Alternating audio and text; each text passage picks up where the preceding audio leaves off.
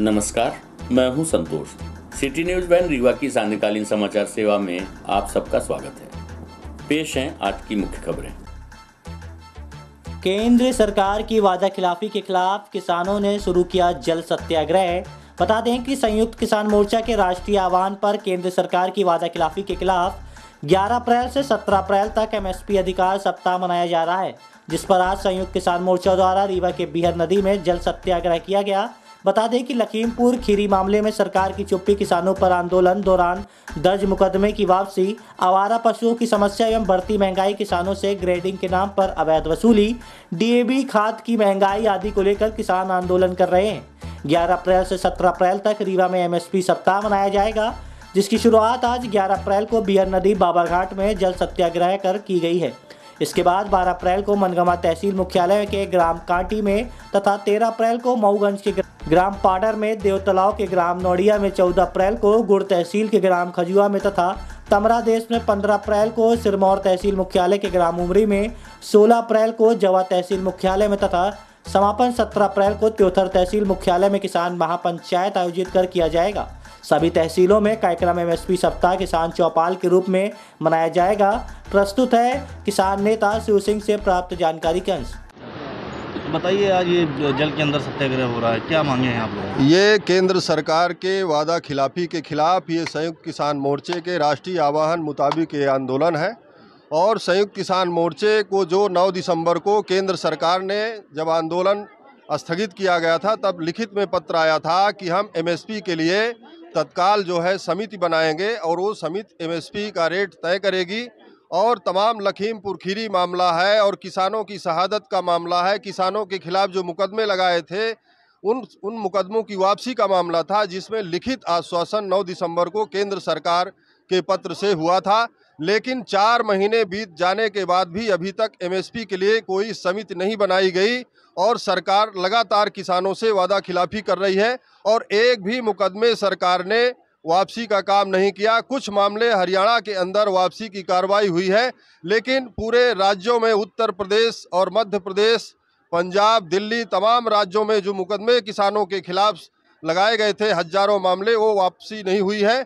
जिसको लेकर के संयुक्त किसान मोर्चे ने 11 अप्रैल से और 17 अप्रैल तक राष्ट्रीय काल किया है, जिसको लेकर आज 1 हफ्ते का प्रोग्राम रीवा में तय हुआ है। और आज शुभारंभ जो जल सत्याग्रह से संयुक्त किसान मोर्चा के सभी साथी यहाँ पर कर रहे हैं और लगातार ये 7 दिन तक हमारा कार्यक्रम पूरे जिले में चलेगा और 17 तारीख को त्योथर में समापन होगा, जिसमें राष्ट्रीय नेता जो है वहाँ शिरकत करेंगे। महापंचायत के आधार पर वहाँ प्रोग्राम रखा गया है, जिसको लेकर के हम ये पूरे देश को बताना चाहते हैं और पूरे किसान साथियों को बताना चाहते हैं कि सरकार ने जो छल धोखा किया है हमारे साथ, हम सबको एक करके फिर से देश में आंदोलन खड़ा करेंगे। इसके लिए आज यहाँ जल सत्याग्रह करके हम लोग शुरुआत कर रहे हैं। अभी कितनी देर तक जल के अंदर रहेंगे? अभी 12 बजे तक, 2 घंटे का प्रोग्राम है, 12 बजे तक ये चलेगा।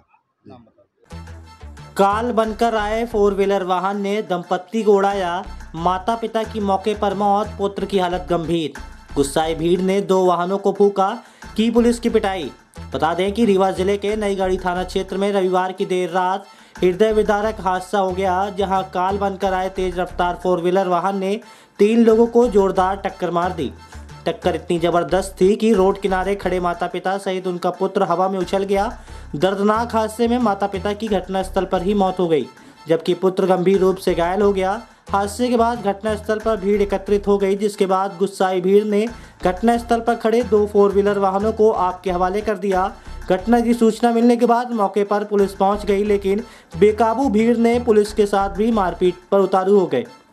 दिल दहला देने वाली ये घटना रीवा के नईगढ़ी थाना क्षेत्र स्थित जुड़मनिया गांव की है, जहां पर रहने वाले 40 वर्षीय सुरेश प्रजापति व उनकी पत्नी मधुनी प्रजापति अपने पुत्र के साथ रविवार की शाम खेत में गेहूं की कटाई करने गए हुए थे।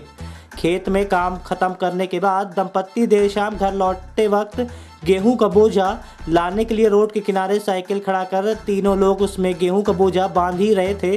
तभी दूसरी दिशा से आ रहे तेज रफ्तार 4 व्हीलर अनियंत्रित वाहन ने उन्हें जोरदार टक्कर मार दी। टक्कर इतनी भीषण थी कि तीनों लोग साइकिल सहित हवा में उछल गए। रोंगटे खड़े कर देने वाले इस सड़क हादसे में माता पिता की घटनास्थल पर ही दर्दनाक मौत हो गई है, जबकि पुत्र गंभीर रूप से घायल हो गया है।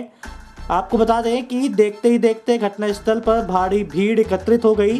घटनास्थल का दृश्य देखकर परिजन और वहां पर मौजूद भीड़ का गुस्सा फूट पड़ा, जिसके बाद घटना से गुस्साए परिजनों और भीड़ ने सड़क किनारे खड़े दुर्घटनाग्रस्त वाहन को आग के हवाले कर दिया, जिसमें दोनों वाहन जलकर खाक हो गए हैं। घटना के बाद कई घंटों तक पूरे गांव में अफरा तफरी का माहौल निर्मित रहा। बढ़ते विवाद को देखते हुए पुलिस की टीम ने अपने वरिष्ठ अधिकारियों को सूचना दी, जिसके बाद अन्य थानों का पुलिस बल भी घटनास्थल पहुंच गया। किसी तरह से पुलिस की टीम ने गुस्साई भीड़ को शांत कराया और मौके पर फायर ब्रिगेड की टीम को बुलाकर दोनों वाहनों पर भड़की आग में काबू पाया गया। प्रस्तुत है वरिष्ठ पुलिस अधीक्षक नवनीत भसीन से प्राप्त जानकारी के अनुसार। नई गढ़ी थाना क्षेत्र में कल 2 गाड़ियों का आमने सामने एक्सीडेंट हुआ। इसमें 2 लोगों की मृत्यु हो गई थी। पुलिस को सूचना गाँव वालों ने काफ़ी लेट दी। जब तक पुलिस को सूचना मिलती, ग्रामीणों ने काफ़ी उग्र व्यवहार किया और वहाँ पर दोनों गाड़ियों को भी क्षतिग्रस्त किया। और उसके पश्चात जब पुलिस पहुँची, पुलिस ने उनको समझाइश दी, तब ग्रामीण शांत हुए और एक जो उनमें से घायल था उसका इलाज कराया जा रहा है। अभी हमने आज अपने डीएसपी उस क्षेत्र के जो हैं उनको और 2 थाना के आसपास के प्रभारियों को भेजा है, आइडेंटिफाई करें कि क्या वाकई में परिवार के लोग उसमें शामिल थे या अन्य किसी ने इस तरह की घटना को अंजाम दिया है। और हमने अपराध भी पंजीबद्ध किया है जिन लोगों ने इस तरह से कानून को अपने हाथ में लिया है। इसमें विशेष बात यह है कि कुछ लोगों ने भी हमको वहाँ से फ़ोन करके बताया और ये जानकारी हमको थाने से भी मिली कि इस उग्र व्यवहार की तुलना में अगर जो घायल हैं उनको पहले अस्पताल पहुँचाने का प्रयास किया जाता तो शायद उनमें से एक व्यक्ति की जान हम लोग और बचा सकते थे। तो हम अपील भी करना चाहेंगे लोगों से कि हम लोग घटना के बाद फ़ोटो वीडियो बनाने में व्यस्त ना होकर एक मानव जीवन को बचाने में अपना योगदान दें, सूचना देने में 100 नंबर पर फ़ोन करने में योगदान दें। तो उसके पश्चात हमें भी लगेगा कि हमने कुछ अच्छा काम किया है और ऐसी घटनाओं पर अंकुश भी लगेगा। बहुत बड़ा लम्हा, रीवा मध्य प्रदेश से घर में खुशियां, फैमिली खुश। 6 रन जरूर मिला लेकिन मुकाबला जीत गया राजस्थान रॉयल्स। कुलदीप सेन रीवा में आज पार्टी। और रीवा के प्रतिभाशाली गेंदबाज कुलदीप सेन ने आईपीएल में अपना डेब्यू करते हुए शानदार गेंदबाजी का प्रदर्शन कर राजस्थान रॉयल्स टीम को मैच जिताकर पॉइंट्स टेबल में शीर्ष में पहुंचा दिया है। लखनऊ को मैच जीतने के लिए अंतिम ओवर में 15 रनों की आवश्यकता थी। इस बीच अपना डेब्यू मैच खेल रहे कुलदीप सेन ने किफायती गेंदबाजी करते हुए अपनी टीम को 3 रनों से मैच जिता दिया है, जिसके बाद रीवा में उनके चाहने वालों का खुशी का ठिकाना नहीं है। बता दें कि कुलदीप को अपने आईपीएल के करियर के दूसरे ओवर में ही सफलता मिल गई थी। उन्होंने दीपक हुड्डा को क्लीन बोल्ड करते हुए पूरे मैच में शानदार गेंदबाजी कर अपनी टीम को जीत दिलाई।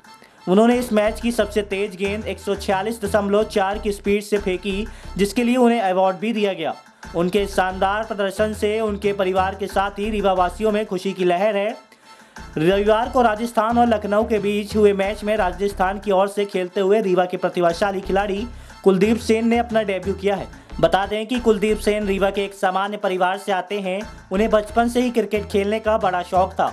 उन्होंने अपनी मेहनत और लगन से ये मुकाम हासिल किया है। उनके पिता रामपाल सेन नाई का कारोबार करते हैं। रीवा के सिरमौर चौराहे में फाइन एयर कटिंग के नाम से सैलून की दुकान चलाते हैं। उनका परिवार रीवा के हरिहरपुर में रहता है।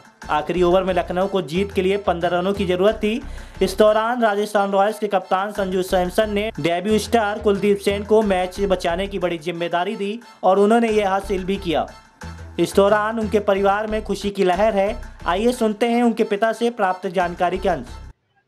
अब हमको तो बहुत ही खुशी महसूस हो रही है, गौरव हो रहा है कि आईपीएल में इनका चयन हुआ और खेलने का भी मौका मिला। तो हम यही अपेक्षा करते हैं कि ये अच्छा परफॉर्मेंस करें, जिससे इनका आगे का भविष्य तय हो। किस प्रकार आपने उनको सिखाया, कैसे मतलब आपको लगा कि वो खेलने में? अब हम तो यही बोलते हैं उनको कि लगातार मेहनत करो, जिससे आगे ही बढ़ते जाओ, पीछे कदम ना हटे। आप सैलून की दुकान डाल के आपको मतलब लगा कि लड़का इतना टैलेंट है, उसको किस तरह की प्रैक्टिस वगैरह दी गई आपने और कैसा क्या पूरी किस तरह से उन्होंने शुरुआत की? वो शुरुआत तो वो पढ़ने जाते थे, वहाँ स्टेडियम के बगल में उनकी स्कूल थी, तो पढ़ने जाया करते थे वहाँ, क्रिकेट वगैरह देखते थे, गेम होता था क्रिकेट का, और वो वैसे भी क्रिकेट देखते थे। तो उनके मन में हमको लगता है कि क्रिकेट के प्रति उत्साह था, तो वो वहाँ संपर्क अपने आप बनाए कोच के पास और ट्रेनिंग लेना वो शुरू कर दिए। साल भर वो ट्रेनिंग लिए, हमको मालूम नहीं हुआ। इसके बाद वो जिला टीम में उनका चयन हो गया, तो उनको सिंगरौली जाना था, तो वो कुछ पैसे की मांग की अपने माँ से। तो माँ ने हमसे सुबह बोली कि इनको कुछ पैसा चाहिए, जिला टीम में इनका सिलेक्शन हो गया है क्रिकेट में, तो जाएंगे ये। तो हम सोचे कि इनको पढ़ने भेजते हैं, ये जाते हैं क्रिकेट खेलने। बुलाया है बच्चे को, तो हमने कहा कि हम तुमको पढ़ने भेजते हैं, तुम क्रिकेट खेलने जाते हो। तो गंभीर हो गया, बोला कि पापा पढ़ेंगे भी और अपने करियर की चिंता मुझे खुद भी है। फिर मैंने कुछ नहीं कहा, और ये कोच जो है ट्रेनिंग देते थे, लेकिन पैसे वैसे की मांग कभी करते नहीं थे, ना बच्चा हमसे करता था कभी। और ये अच्छा सिखाए थे, और कभी कभी बच्चा बताया करता था कि हमको मानते हैं, पैसा वैसा कभी मांगते नहीं, और अलग से अच्छी ट्रेनिंग देते हैं, सिखाते हैं। और वो भी जो कहते थे तो वो करता था, मेहनत करता था। क्या नाम है? रामपाल सेन। रीवा जिले में महंत के बाद अब बहसी शिक्षक मासूम छात्रा को बनाना चाहता था अपनी घिनौनी हरकत का शिकार। शहर के प्रतिष्ठित शासकीय स्कूल के प्राचार्य की हरकत से शर्मसार हुआ शिक्षा जगत। बता दें कि रीवा शिक्षा के मंदिर में भगवान का दर्जा पाने वाले शिक्षक अपनी स्कूल की छात्रा के साथ मर्यादा की हद पार करने का वीडियो वायरल हो गया है। ये पूरी घटना जिला मुख्यालय में एक प्रतिष्ठित शासकीय विद्यालय की है, जहां स्कूल के प्राचार्य के द्वारा बच्ची को देर शाम अपने ऑफिस में अकेले बुलाने की बात कही जा रही है। आइडियो से साफ पता चल रहा है कि शिक्षक के क्या इरादे हैं। साथ ही आइडियो में किसी अन्य व्यक्ति की भी आवाज़ आ रही है, जो प्राचार्य से छात्रा को बुलाने की बात कह रहा है। इस पूरे मामले की जानकारी लगने पर पूरे शिक्षा जगत में हड़कंप मच चुका है। दरअसल इस पूरे मामले में बताया गया कि छात्रा अपने किसी सहपाठी के साथ स्कूल में बात कर रही थी, जिसका सीसीटीवी फुटेज देखकर प्राचार्य ने छात्राओं को अपने कमरे में बुलाकर जमकर डराया और धमकाया। इसके बाद बच्चे को वहां से भगा दिया गया। पीड़ित छात्रा फोन पर प्राचार्य से एक ही बात कह रही है कि सर आप जो कहेंगे मैं करूंगी, मुझे बदनाम मत करिए, लेकिन सिर्फ बार बार उसे अपने कमरे में बुलाने की बात कह रहा है। बता दें कि समाज में गुरु शिक्षक का जो सम्मान है वह भगवान और भक्त से कम नहीं है। आपको बता दें कि अभी हाल ही में रीवा राजनिवास में एक महंत के द्वारा नाबालिग बच्ची को अपनी हवस का शिकार बनाया गया था।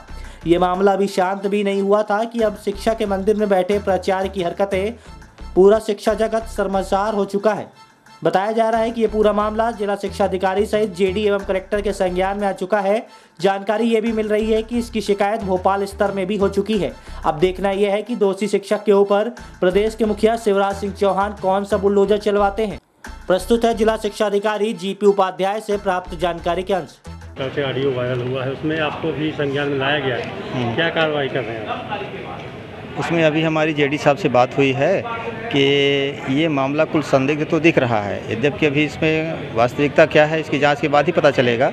लेकिन जो हमें डाउट लग रहे हैं उसके आधार पर हम जो प्रारंभिक स्तर पर कार्रवाई कर सकते हैं उसको हम कर रहे हैं।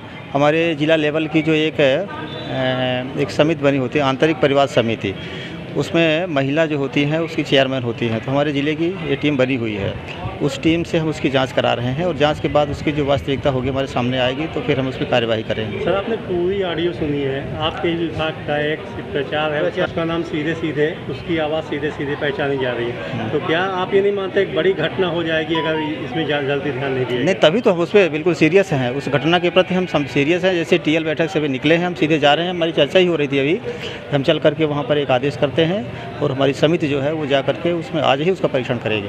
क्या सर आपके द्वारा उस लड़के से संपर्क किया गया जिस लड़के के साथ ये घटना हुई? नहीं, चूँकि ये हमें कल छुट्टी के दिन जानकारी मिली, तो छुट्टी के दिन हम एक तो मुख्यालय में थे नहीं और उससे हमारा संपर्क नहीं हो पाया। हम उससे जल्दी संपर्क करके और वास्तविकता की जानकारी लेने। सर अभी तक ये नहीं किया जा सकता था कि जब तक ये मतलब ऐसी बड़ी घटना हुई है जब तक उसको पद से किनारे करके और जांच की जाती है? नहीं, अभी ये अपने स्तर की बात नहीं है। ये बात तो वास्तव में जो मुझे अभी जेडी साहब ने बताया कि मतलब अपने भोपाल मुख्यालय तक ये बात पहुंच चुकी है और वरिष्ठ अधिकारी के संज्ञान में है ये बात। अब उनका जो निर्णय होगा वही निर्णय होगा। जय श्री राम के नारों से गूंज उठा शहर, निकाली गई प्रभु श्री राम की भव्य शोभा यात्रा। बता दें कि पूरे देश में रामनवमी उत्सव की धूम रही। कोरोना के 2 साल बाद शहर में राम जन्म की धूम। बता दें कि कोरोना जैसी वैश्विक महामारी को लेकर पिछले 2 वर्षों से रामनवमी शोभा यात्रा नहीं निकालने के कारण इस साल निकली शोभा यात्रा में अपार जनसैलाब शहर की सड़कों पर निकल पड़ा। चैत्र माह शुक्ल पक्ष की नवमी तिथि को अयोध्या के राजा दशरथ के पुत्र प्रभु श्री राम का जन्म हुआ था। रामनवमी जन्मोत्सव पर किला परिसर से शुरू हुई ये भव्य शोभा यात्रा फोर्ट रोड, प्रकाश चौराहा, शिल्पी प्लाजा होते हुए कोठी स्थित शिव मंदिर में समाप्त हुई। रामनवमी शोभा यात्रा जहां से निकली वहां के घरों से लोगों ने शोभा यात्रा का स्वागत किया और पुष्प बरसाए। शोभा यात्रा की शुरुआत किला परिसर से हुई, जहां पूर्व मंत्री राजेंद्र शुक्ला, पूर्व मंत्री महाराजा पुष्पराज सिंह, विधायक के.पी. त्रिपाठी, भाजपा जिला अध्यक्ष डॉक्टर अजय सिंह, लक्ष्मणबाग गौशाला के अध्यक्ष डॉक्टर प्रभाकर चतुर्वेदी, समिति के अध्यक्ष परमजीत सिंह डंग सहित काफी संख्या में भक्तगण उपस्थित दिखे। बता दें कि इस बार भव्य शोभा यात्रा में आकर्षक का केंद्र चलित ऑर्केस्ट्रा 17 फीट ऊंचा गदा रहा। इस दौरान शोभा यात्रा में महिलाएं महाराष्ट्रियन रूप में नजर आईं। शोभा यात्रा में हजारों की संख्या में भक्तगण शामिल रहे। प्रस्तुत है समिति के अध्यक्ष परमजीत सिंह डंग से प्राप्त जानकारी के अंश।